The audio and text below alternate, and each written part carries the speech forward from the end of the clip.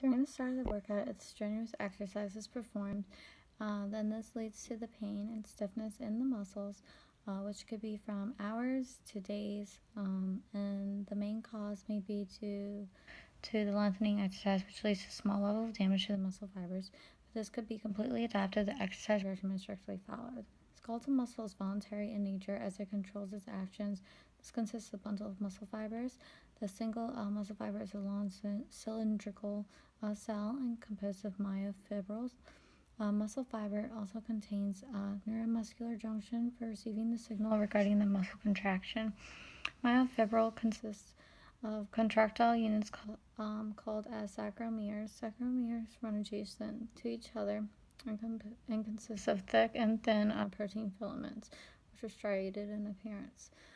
Thick protein filament called myosin, anchored in the center of the sarcomere via the M line. Thin protein filament called as actin, anchored in the outer edges of sarcomere via the C line. For the mechanism of muscle contraction, ATP and calcium ion are involved in the process. When signal regarding the muscle contraction is received at the neuromuscular junction, then the calcium ion is released from the sarcoplasmic reticulum of the muscle fiber. Actin filament consists of two regulatory protein, is tryptophan and tryptomycin. When the muscle is in the relaxed phase, then this tryptomycin is contract and leads to closing of the binding site of calcium ion on the tryptophan protein.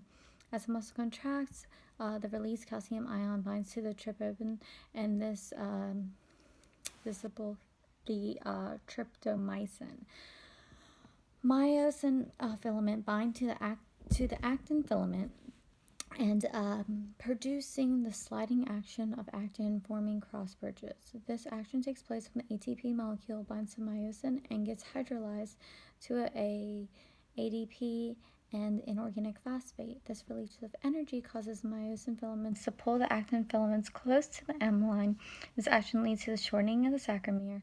Myosin filament remain attached with the actin filament until the next ATP molecule attach itself to the myosin and gets hydrolyzed. This contraction of sarcomere does not lead to the change in length of these filaments. This contract results when the Z line draws close to the M line that produce the response of muscle contraction. So when an exercise is vigorously performed for a long period, then there will be fatigue.